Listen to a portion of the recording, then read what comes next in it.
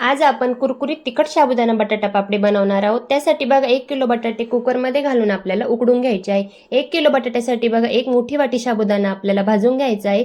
भाजलेला साबुदाणा थंड होऊ द्यायचा। हिरवी मिरची बघा मिक्सरच्या भांड्यात घालून आपल्याला ती फिरून घ्यायची आहे। थंड झालेल्या साबुदाण्याची आपल्याला मिक्सरला पावडर करून घ्यायची। तयार झालेली पावडर चाळून घ्यायची आहे। मस्त अशी पावडर तयार झालेली आहे। उकडलेल्या बटाट्याची आपल्याला साली काढून आपल्याला बटाटे किसून घ्यायचे आहे। बघा किसलेले बटाटे आपल्याला एका भांड्यामध्ये काढून घ्यायचे। त्यात साबुदाण्याची पावडर, हिरवी मिरची, चवीनुसार मीठ घालून आपल्याला छान असं मिक्स करून घ्यायचं आहे। बघा याचा मस्त असा एक गोळा तयार करायचा आहे। एका भांड्यात काढून हे आपल्याला पीठ 10 ते 12 मिनिटांसाठी वाफवून घ्यायचं आहे। छान असं वाफवल्यानंतर बघा आपल्याला पुरी यंत्राच्या साच्यावरती प्लास्टिकच्या कागदाला तेलाचा किंवा तुपाचा हात लावून आपल्याला या पापड्या बनवून घ्यायच्या आहे। कडकडीत उन्हात बघा 2 दिवस आपल्याला सुकायच्या आहे। तुम्ही बघू शकता मस्त अशी आपली उपवासाची कुरकुरीत साबुदाणा बटाटा पापडी तयार आहे। रेसिपी आवडल्यावर लाईक करा, शेअर करा, चॅनलला सबस्क्राईब नक्की करा।